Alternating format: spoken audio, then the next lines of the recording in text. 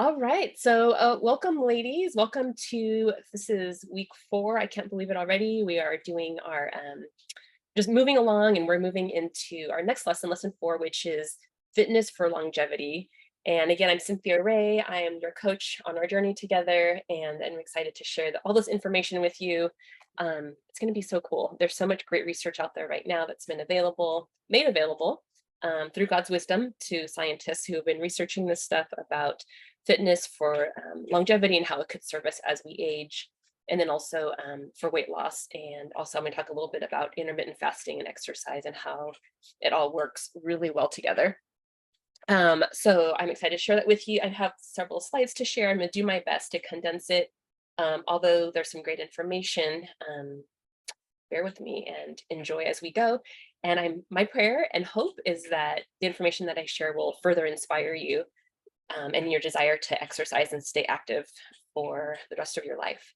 So our bodies designed by God were designed for movement. I mean, you can tell we have joints and muscles, ligaments, body parts that are made for movement, and they're designed for that. So I just want to encourage you in that, even if you're sitting and working or get distracted by internet searching or whatever, to get up and out of your chair as often as possible and stretch out, because our bodies are designed for movement.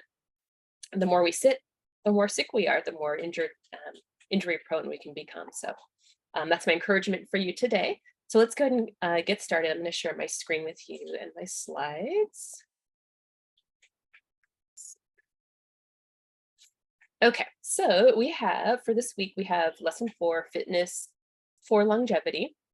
And before we start, I wanted to share with you a couple of scriptures that were on my heart as I was putting this together. One of them is Psalm 23, which is something that we may all be familiar with. And then also Matthew 6, 9 through 13. Matthew 6, 9 through 13, if you don't recognize already, is the Lord's Prayer. So I'm going to share those with you and then explain how this will fall into place.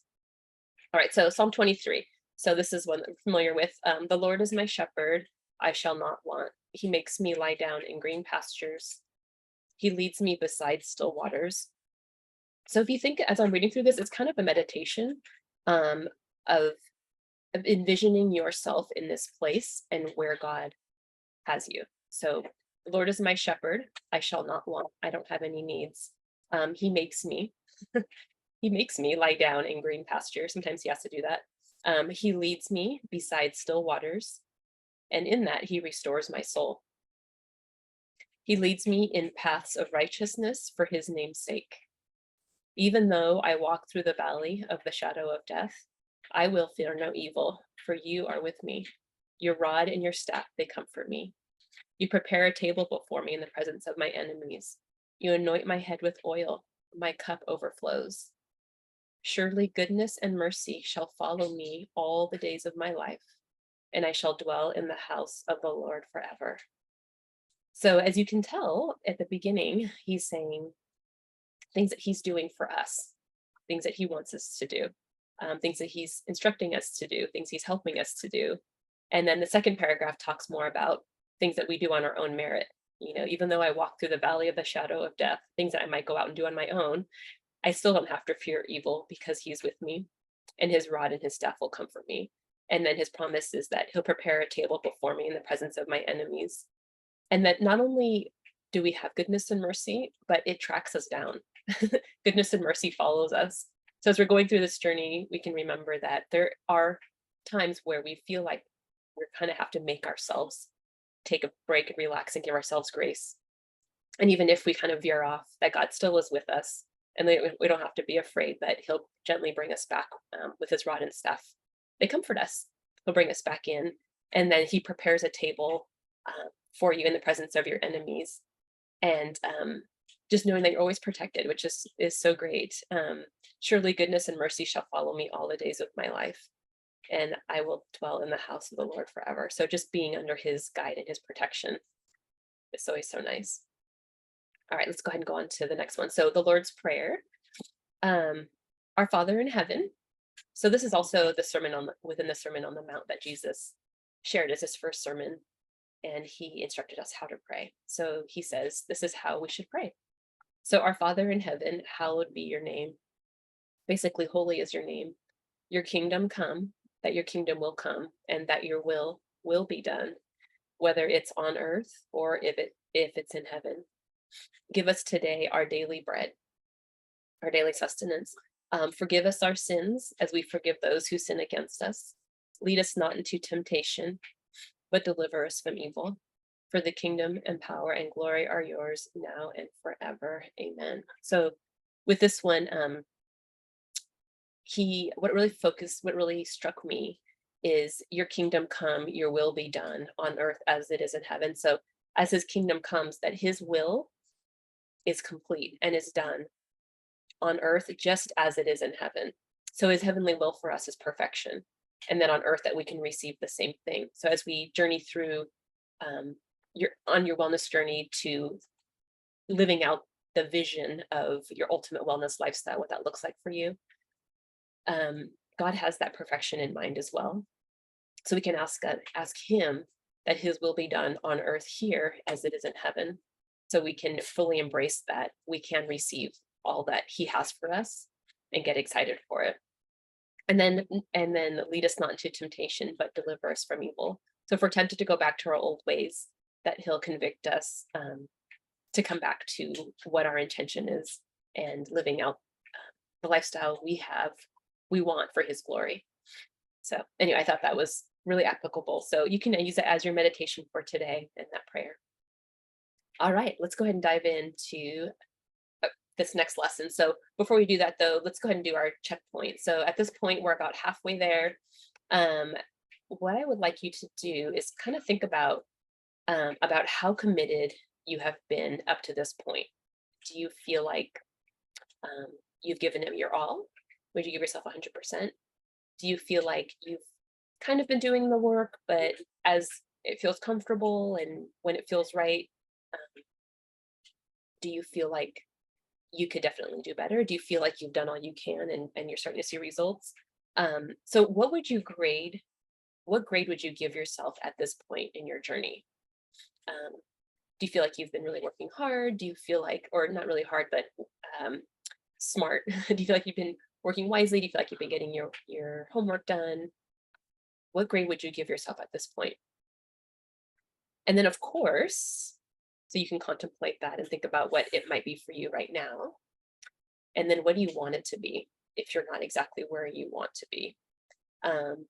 What grade do you want to be giving yourself by next week and the weeks following? So as you know, right, the more you put into it, the more progress and the results you'll see.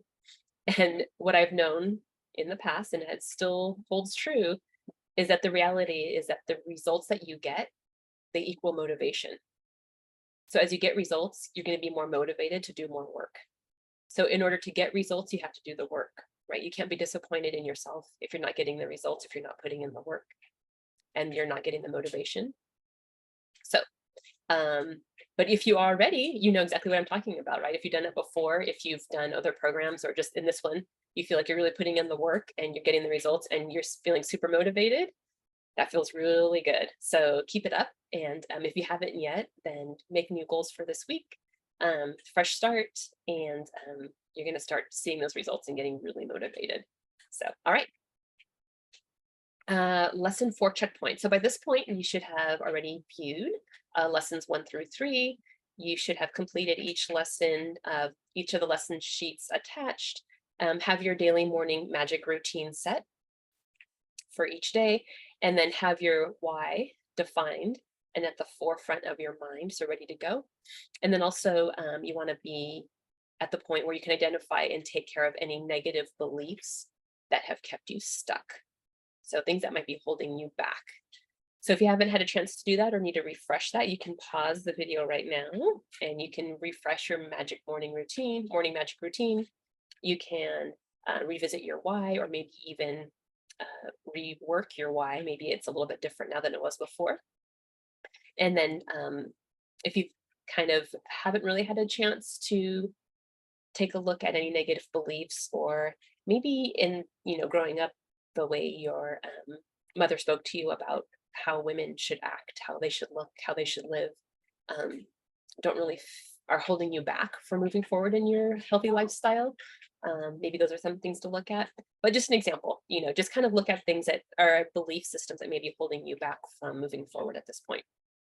And I mean, if not, ask God to surface them for you and see how He can help you get that done. And if you ask, He'll be more than happy to show you. It might not be comfortable, but He'll show you.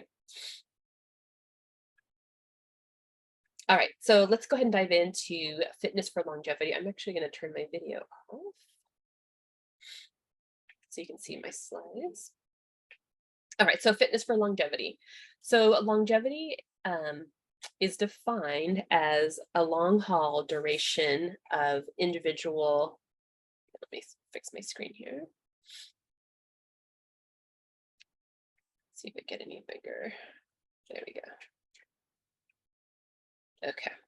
Okay, so longevity is defined as a long duration of individual life. That's it. It's basically having a long life, long duration of individual life. That's it. But then that's the idea, right? We want to have a long life, but not just a long life, but we want to have a long life that's good quality and that we feel like we can enjoy and not just endure and get through, but to actually feel good in. Okay, so benefits. So some of the benefits, I just was going to start out with older adults for benefits. And as we age, what I've learned too is that since birth, we're aging. So just because we're 40 plus doesn't mean we're all of a sudden aging. We've been aging since we were born or even conceived. So but now we're going into the next season of our life, it's nice to look ahead and see what kinds of things we can do to prevent having not a great quality of life as you age. So some of the things you can do for exercise, the benefits of exercise as you get older are maintaining your muscle mass. It improves your mobility, reduces your frailty, increases bone density, and then of course increases the healthy years of your life. So you have more healthy years to enjoy of your life when you are physically active. The overall benefits. So overall benefits for exercise, there's 1,000 of them, but I just had to isolate a few of them. So for us, for our focus for our program is exercise helps to control body fat. It helps prevent or manage many health problems, heart disease, high blood pressure, cancers, just general illness like colds and flus, things like that. And then also manage diabetes or reverse it. It also improves mood, it boosts energy, and promotes better sleep. So you can imagine feeling that way, decreasing body fat, not getting sick very often. And if you do, you're getting better faster, have an improved mood, you're always feeling great. If having great energy and better sleep, that sounds like a really good recipe for daily life. I think people around you will appreciate it too if you're feeling good, because all these good things, energy and mood, will actually, when people see you living that way, it's kind of contagious and they want to be around you more. And you also make them happy and have a better mood as well. All right, so the current recommendations for exercise, according to, just kind of blocking this here, according to the American College of Sports Medicine, ACSM, and the Centers for Disease Control, recommends 150 minutes of moderate intensity aerobic activity per week. And then for strength training, 2 times per week, muscle strengthening activities on 2 or more days a week. Looking at specifically at the 2 or more days a week that work all major muscle groups. So I'm going to tell you why all of these things are really important. So this is just a general recommendation for Americans, but I'm going to get more specific about this. All right, let's talk about strength training first. So the research is showing that for strength training, age-related loss of muscle mass and strength, for example, is called sarcopenia. So if as you age, you're going to notice muscle loss, and you're going to see that sarcopenia is the culprit for losing your ability as you age. So doing, certain skills or activities, it just makes it more challenging with less muscle mass. So from birth, muscle mass and strength steadily reach their peak at about 30 to 35 years of age. Then it starts to go down, right? So muscle power and performance decline slowly at first, then faster after age 65 for women and at 70 for men, right? So it's really important that we stay strong so that you have a great quality of life as you age. Um, so sarcopenia, I was kind of describing that earlier. Sarcopenia is often associated with older adults, but some forms of sarcopenia can also affect middle-aged people. Sarcopenia has been connected to weakness, fatigue, lower energy levels, and difficulty standing, walking, and climbing stairs. So poor nutrition, and lack of exercise can increase the odds of developing sarcopenia. If you have a family member or if yourself noticing a feeling of general weakness, make sure to reach out to your doctor. But it's also good to know that sarcopenia can be related to other medical conditions as well.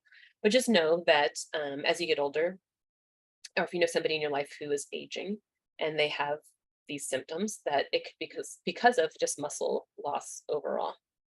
So let's learn how to prevent that. So strength training is different from cardiovascular exercise, which I'm sure you all know, as it requires your muscles to contract to lift a heavy object against the pull of gravity. So that's the basic definition of strength training. So it requires your muscles to contract to lift a heavy object against the pull of gravity. It can involve the use of free weights, machines, resistance bands, medicine balls, or just your body weight working against gravity.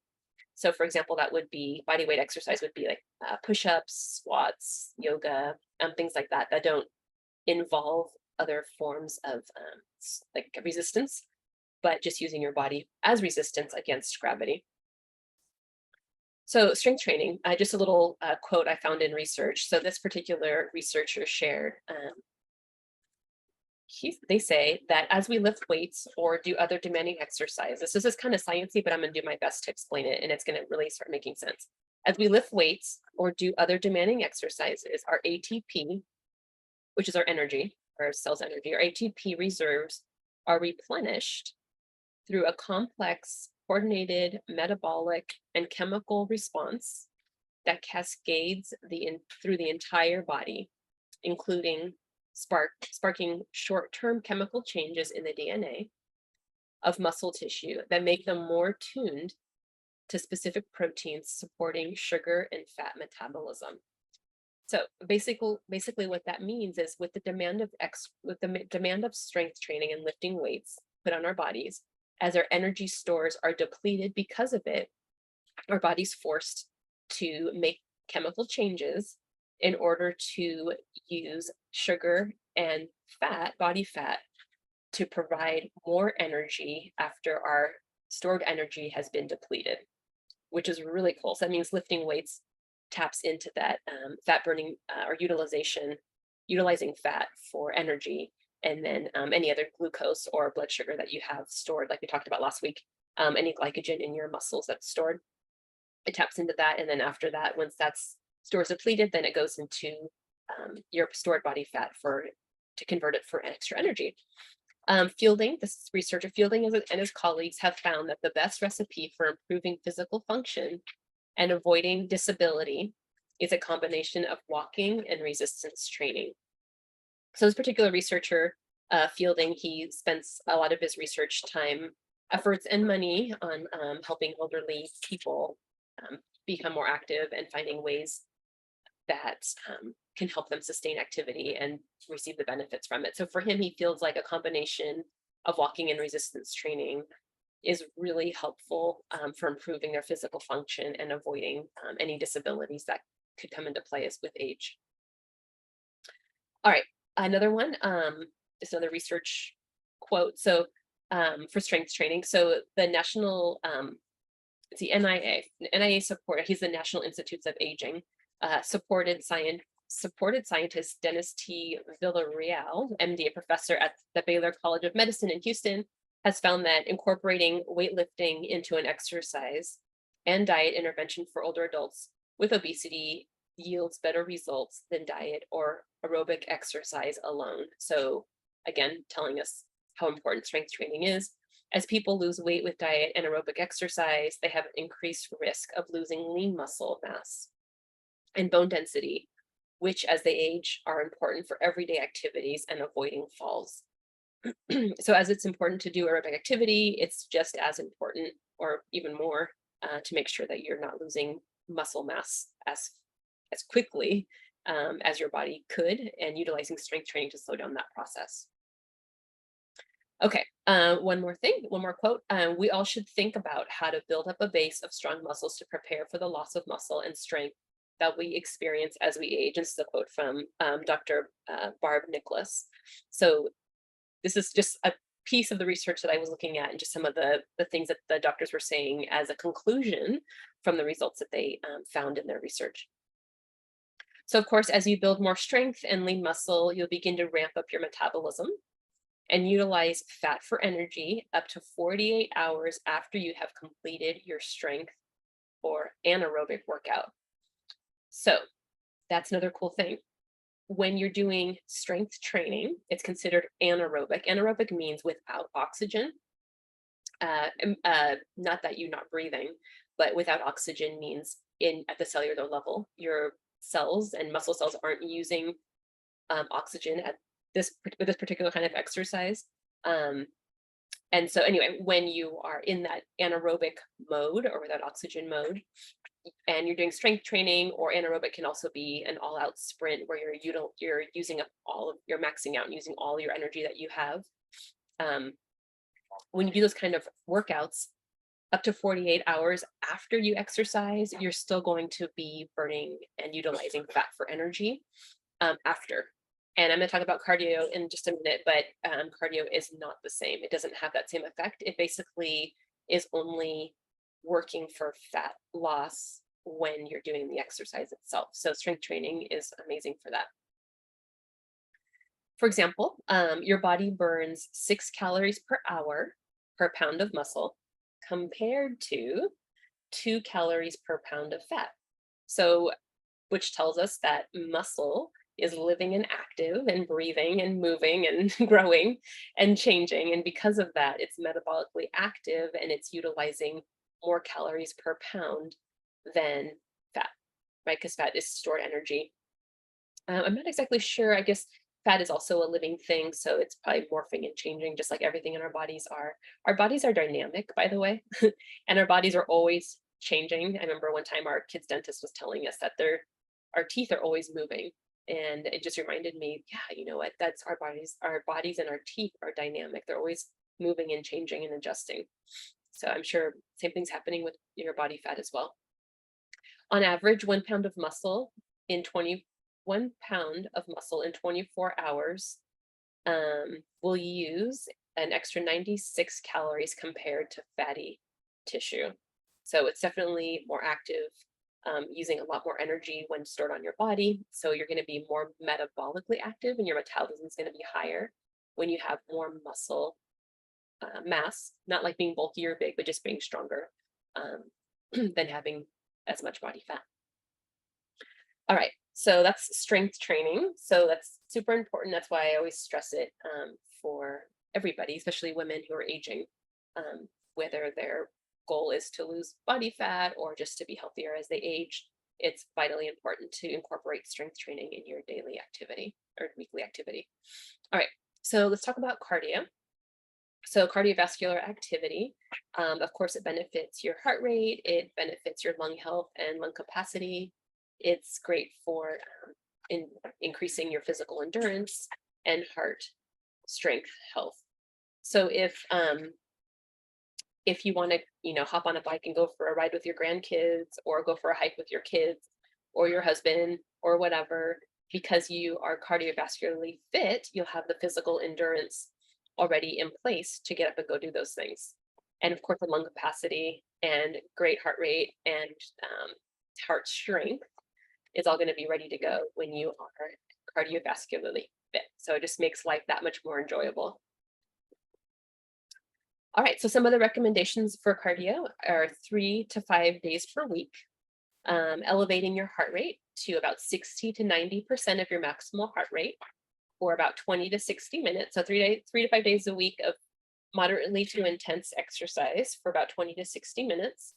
And then a combination of intervals. You want to do a combination of interval cardio and sustained state, steady state cardio. And I'll explain that in just a minute. But basically, interval cardio is high intensity followed by lower intensity, and exchanging those back and forth for about 20 to 30 minutes. And then sustained cardio is just doing uh, one pace, one rate of speed for the 20 to 60 minutes without any variation like as intervals are.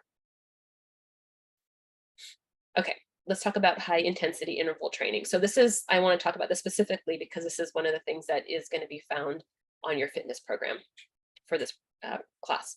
So high intensity interval training, basically what it does is includes bouts of maximal intensity exercise with lower intensity in a 20 to 30 minute time frame. Okay, so it's not very long. It has a, even though it's not very long, it still has the same benefits as regular length, maybe longer workouts, regular exercise in less time by increasing the calories used and reducing body fat, heart rate, and blood pressure. So I love high intensity interval training because it's super efficient. And the other really cool thing too is that because you're doing high intensity intervals followed by lower intensity intervals, you'll end up having more endurance for exercise in the long haul because you're not going to be spending as much time doing it, and you get it done more quickly and it's more enjoyable and you feel that sense of satisfaction and gratification after finishing it because you didn't take as long. So there's a big mental piece to this too. And also because, like I said before, because you're going to be in an anaerobic without oxygen zone a little bit longer, like you are with strength, you're going to be in high intensity interval training, you're going to have some moments of anaerobic activity, which is like strength training. Your metabolism is going to really be boosted because of that. So not only are you benefiting from all the great things that benefits for your lung capacity, for your heart health, for your endurance, but you're also benefiting from an elevated metabolism for up to 48 hours after you complete this workout. So you're getting twofold. You're getting an anaerobic and an aerobic workout in a shorter period of time. Okay, actually, I'm gonna go back to this one. So the other piece too is that you also have more longevity with exercise when doing high intensity interval training because it's less pounding on your joints, and you're gonna have less wear and tear over time, and you'll be able to work out longer and you'll be stronger because of it.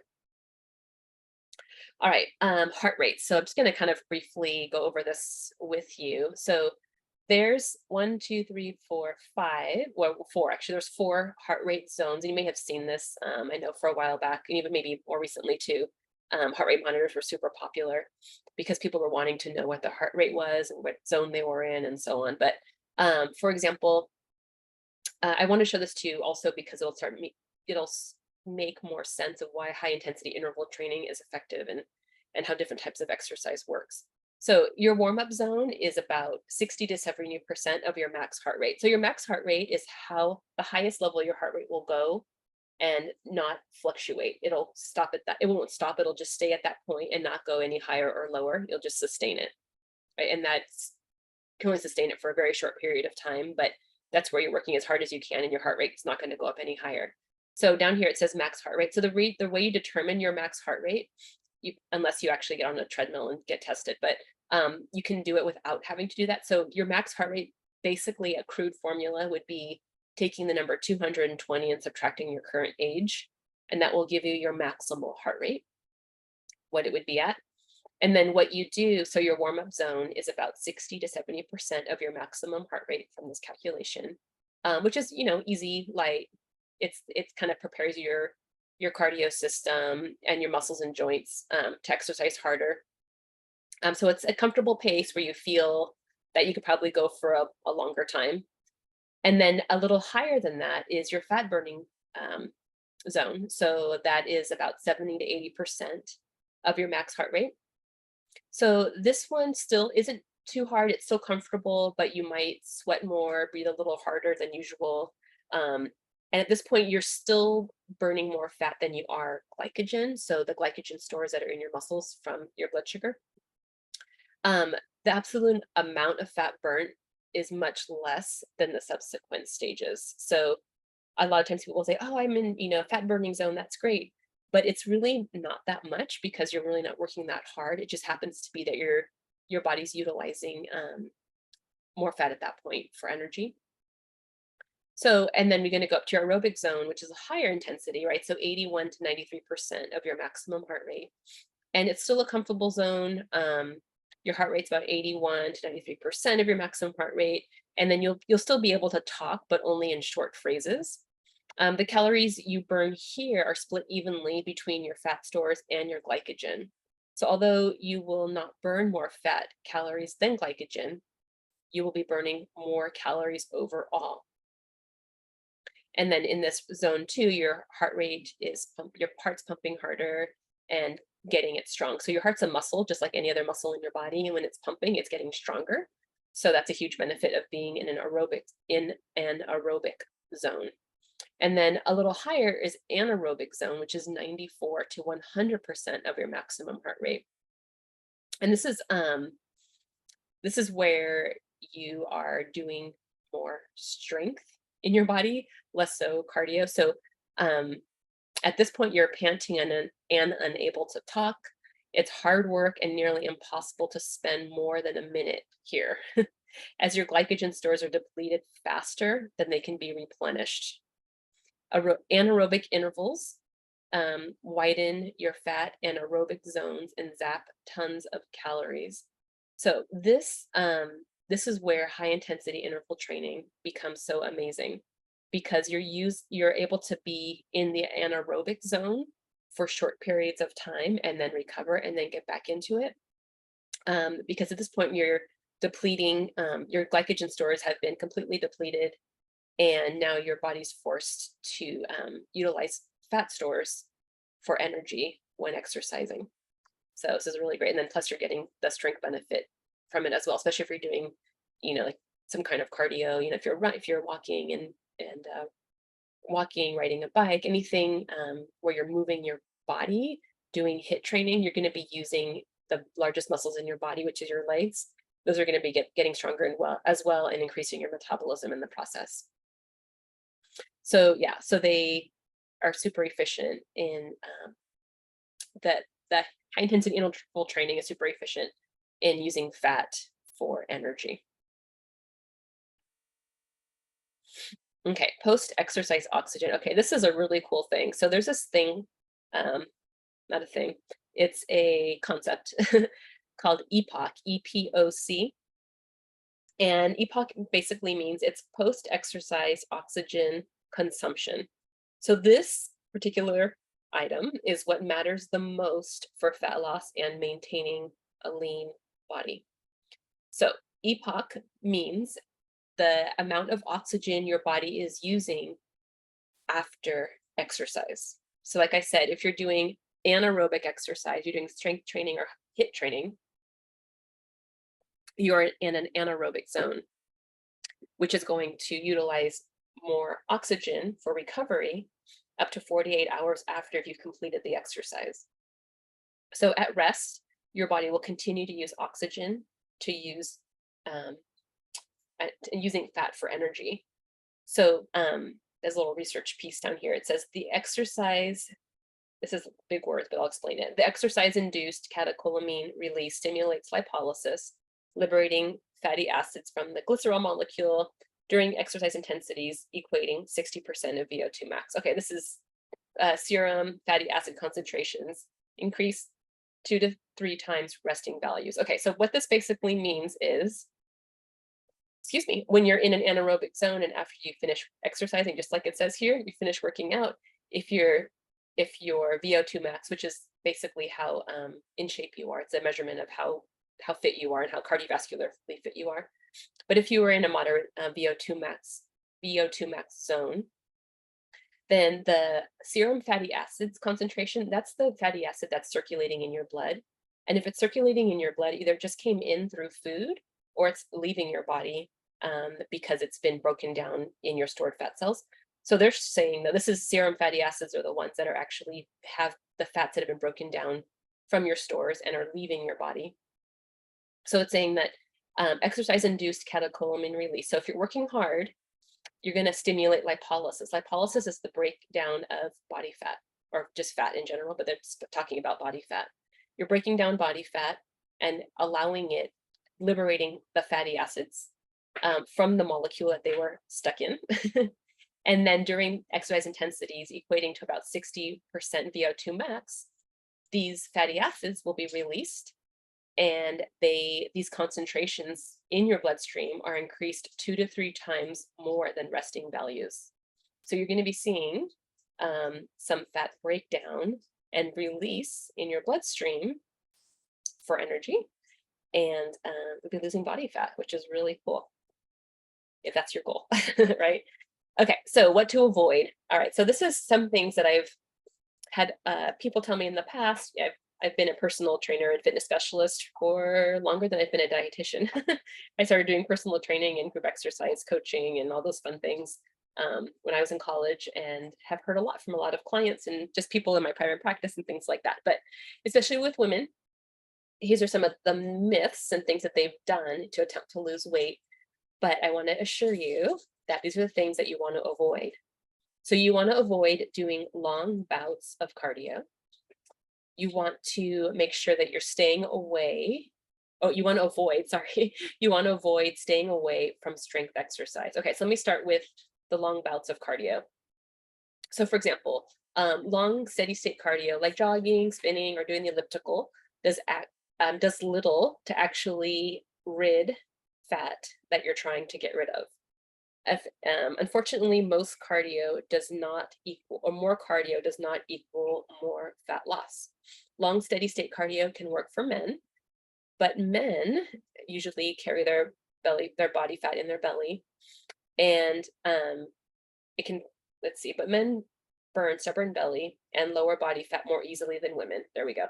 Our bodies are designed to protect lower body fat, especially when you're doing long, steady cardio. This is why you see so many pear-shaped runners. They might run marathons or an hour or more per day, but their bodies still try to hold on to lower body fat. Even worse, too much cardio accelerates aging. When you put your body under prolonged stress, you start producing free radicals, which damage your cells and cause inflammation. And inflammation is what ages you more quickly. All right, the number two thing you want to avoid is you want to avoid staying away from strength exercise, bottom line. You want to make sure that you're not avoiding weights or challenging yourself with heavier weights because you don't want to bulk up, and it's one of the biggest really one of the biggest mistakes you can make. When done properly, resistance training, with dumbbells or body weight exercise or machines, what have you, really won't bulk you up. It's going to take, honestly, a ton of concerted effort, the right coach, the right genes to bulk up. The right type of resistance training will make you strong and firm, and firm up soft areas of your body. You will increase arm and leg tone. Your body density will improve too. Your bone density will also improve as a result of strength training. And the reason why that happens is because your muscles are attached to your bones, and the heavier your muscles are, the more your bones have to work. And there's a whole really cool process that happens internally with your bones. But if they're forced to work harder, they recruit more calcium and makes your bones stronger. So your bones will also get stronger as your muscles get stronger. Plus, your metabolism will respond by ridding fat on your legs, butt, and belly first instead of holding onto it. So you want to make sure that you are doing your regular strength training. All right, the other mistake that women make and that you want to avoid, doing quote unquote women's workouts or spot reducing workouts. Sometimes people will do workouts for your underarm flab or your butt, or for your thighs, or for your tummy, things like that. You may have heard the term spot reducing, but spot reducing is basically saying I'm going to do a bunch of sit-ups so I can lose my stomach fat, which doesn't work because our bodies aren't selective in that way. Essentially, the way our bodies work is the body fat that you traditionally put on first is the one that's going to come off last. If you put it on first, let's say in your abdomen, that's where it's going to come off last. Where it comes off when it comes on last, let's say you put it on, I don't know, in your arms last is where it's going to come off first. So where it comes on first is what's going to go off last. What comes on last is going to come off first. So the other thing, the thing with that is, yeah, so you want to avoid doing these particular women's workouts because spot reduction does not work. And it's your body's not selective in that manner. You're just going to get stronger in that area. But you want to make sure to have a workout that's balanced for your total body, not just working out specific body parts, because it can make you stronger, but it's not necessarily going to change body fat that's above the muscle. All right, you want to also avoid repeating the same workouts over and over again, which many have done. And I'm not blaming you, I'm just letting you know to avoid this. So repeating the same workout routine over and over is a surefire way to stop getting results. We're definitely creatures of habit, and we tend to stick to things we're familiar with and are good at. But when it comes to working out, if you want to make progress and keep seeing changes in your body, you've got to start switching things up.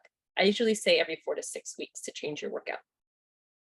You see, your body has an amazing ability to adapt quickly. And when it does, that's when you hit your plateau and you stop making progress. So I've working at gyms over the years. It's funny, me and the trainers would joke because we see the same people coming in every day in and day out, and usually in the morning, more for a social gathering, and they do the same workout, they do the same classes, all that stuff, and you never see a change in them, right? And that's because their bodies have adapted long ago, and they're still getting, benefits, cardiovascular benefits, but they're not necessarily seeing any more strength gains or fat loss, things like that, because they have adapted to their workouts already. Um, and then the fourth thing is you want to avoid, oops, spelled this wrong, doing very long workouts. So repeating the same routine. Oh wait, wrong one. So you want to make sure that you're not doing these super long workouts, because then you're going to be putting more damage on your joints and muscles. Mentally, you're just going to be burnt out. It's just going to be too much. And there's really no added benefit to it as far as strengthening your body and losing body fat. So it's actually putting more stress on your body and increasing cortisol levels if it's too much and too long. So increasing cortisol levels will actually help to um, promote body fat from not wanting to leave your body instead holding on to it for protection. So remember that exercise is actually a form of stress. If you do too much of it, your body will respond in a negative way. If you do it just the right amount to where you feel good, it can be a positive thing. All right, now let's move into, I'm almost done. Okay, let's talk about fasting and exercise. So this is actually more recent research, because I know this hasn't been around long. I found research from 2020. And what it says is that exercise during a fasting state increases lipolysis. There's that word again, right? Lipolysis, that means fat breakdown. Increases lipolysis in adipose tissue, which is our fat tissue, while also stimulating peripheral fat oxidation. That means the breakdown of fat on the peripheral, meaning on the outside of our body, not inside internally, resulting in increased fat utilization and weight loss. So you're actually using more body fat for energy. And I keep saying that over and over again, but it's said in different ways in different research, which is pretty cool. So that one was in 2020, and the research was exercise training and fasting, current insights. And I think that's also in the journal of, was it NIA? I forget, I have to take a look at that one. Anyhow, so we've found is with fasting and exercise, it's great. You accelerate your fat utilization, you enhance your overall workout performance, it increases human growth hormone, and just also make sure you don't have to change your lifestyle when you're fasting. I know initially when I started fasting, I thought, oh man, I should wait till I work out till after I eat. But I'm knowing now and have noticed recently that I have great energy even when I'm fasting and I'm working out. It feels really good. My brain clarity is there. My energy is good. At first, I'm a little bit sluggish or a little bit more tired, but once I guess it go into the next gear, my body starts just doing great and just feeling good, and my energy is really good. So when you're also in a fasting state and exercising, you become more sensitive to insulin. And because of that, it allows human growth hormone to help you use fat for fuel and to build muscle. So when you're fasting, you're able to elevate your levels of human growth hormone, which as we age are depleted significantly. So it's always a good idea to get those levels back up because it helps you to gain more muscle and just more physical structure on your body so that you're not losing muscle mass or bone density, things like that. Okay, working out in a fasted state also allows human growth hormone to work in your favor. When you eat before you exercise, the release of human growth hormone is restricted because of the rise of glucose in your system at the time. So if you put no restrictions on it and you take out food when you exercise or glucose, then you're going to see that elevation in human growth hormone as a result. All right, so after all of that, let's talk about a plan. How are we going to do this? So, of course, you have your workout plan that I have for you, and it's the way I designed it is based on all the things I just shared with you. So, it's going to bring you gradually, baby step you into being more consistent with your exercise, and then gradually bring you into a variety of strength training, whether it's body weight or with weights or bands or what have you. And then bringing into more consistency with all those things. So you want to make sure that you plan in advance. You want to make sure that you have those workouts scheduled. Schedule your workouts in advance. Know when you want to do it. Know what time you plan to do it every day. And then before you go to bed at night, know what your plan is for the morning. We talked about the magic morning routine. So making sure to incorporate exercise as your morning routine, getting that done for the day. You're more likely to get your workout done if you do it first thing in the morning, because then before the day starts, getting busy and people start demanding your attention and you. So plan in advance and just start doing it before you even start thinking. Just put your shoes on. Excuse me. Put your shoes on and just start going. Or for me, I just stay at home. I keep my jammies on and put my socks on, and I press play on my video and just get moving. So plan to be sore. And if also too, if people in your life are used to you being available in the morning and they need your attention, let them know that this is your plan and that you're going to be doing this now. So that way you have that freedom to exercise. All right. So the other thing is definitely know that there's a possibility that you will be sore, especially if you're starting out something new or haven't worked out in a while and you're starting it up again. Plan to be sore and just know that it's normal. It's not a big deal. Soreness is okay. It's just your body telling you that you did something different and that it's adapting and changing and the muscles are broken down and they're in the process of repairing. So you're fine. God put this in us. And sometimes when you exercise on sore muscles, actually, not sometimes, almost every time when you exercise on sore muscles, it helps the recovery process. So you're actually going to recover more quickly on sore muscles when you exercise. So it's kind of a nice thing too. So the other thing too is you make sure to, when you're exercising, to stay hydrated. It's recommended that you have 1 cup of water about every 15 minutes of exercise. And then also to have, I like that 1 cup of water every 15 minutes. It kind of helps me to remember, okay, if I'm doing a 30-minute workout, I should have about 2 cups of water during my workout and then a little bit more when I'm done. So that's nice too. All right, have a goal for the week and commit to doing it even when it's hard. Like I was saying earlier, we are made to do hard things.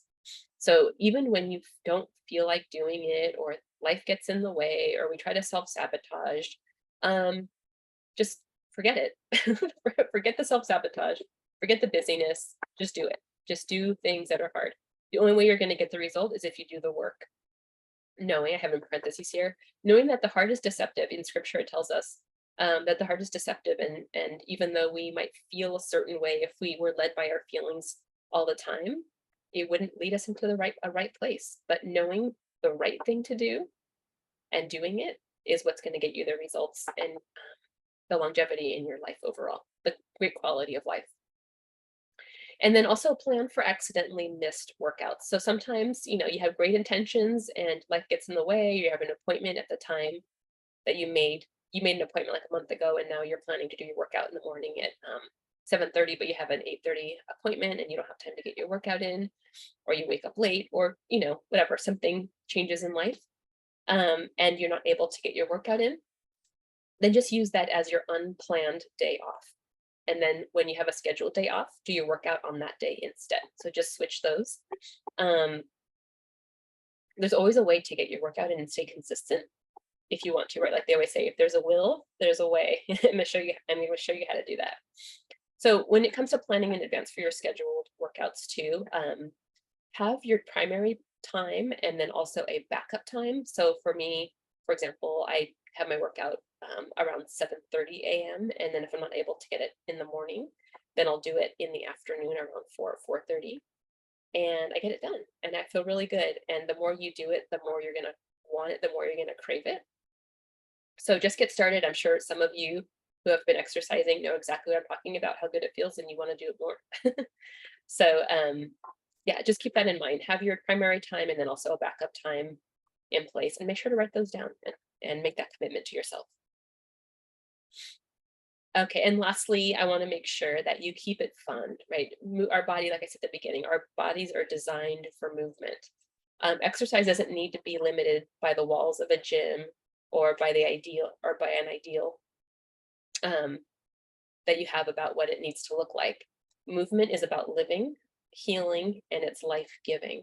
So whether you're just going for a walk, it says here, it can be dancing, going for hikes and experiencing nature, playing with your grandkids or your kids, maybe going for a long walk at the mall and going shopping, traveling, just walking and talking to God, going for a walk with a friend or with your spouse and having a great conversation. You can even go for a contemplative walk where you're just contemplating, looking around, and just enjoying the scenery around you and just being outside, or even if it's on a treadmill, whatever happens to be. But if you're sitting for a while, just make sure to get up and walk around, make sure your joints are getting lubricated and you're getting the extra movement in and blood flow going to prevent injury. All right, so we made it. I guess I've done pretty good time-wise. Okay, so homework. So homework for this week is to rewatch or re-listen to this lesson for reminders of why we're doing what we're doing for exercise. And then also create fitness and nutrition SMART goals for this week. So if you haven't done that yet, you can create your SMART goal. I talked about that in lesson 2, what SMART goals are. And then if you need to go back to that, go ahead. And then mark an X on your calendar when completing a workout. And then also be sure to share it in our Facebook group, because the more you post your workouts, the more motivating and inspiring it will be to other people who need a little bump, a little motivation to get their workout in. So make sure to post those and share when you get your workouts done, also for accountability for yourself. So we know that you're doing your part. If you need to, revisit your why, if you feel like you need to change it or adapt it or however, remember to revisit your why and change it according to what your current needs are. And then check your beliefs. Like I said at the beginning, check your beliefs and allow them to help you break through barriers to change.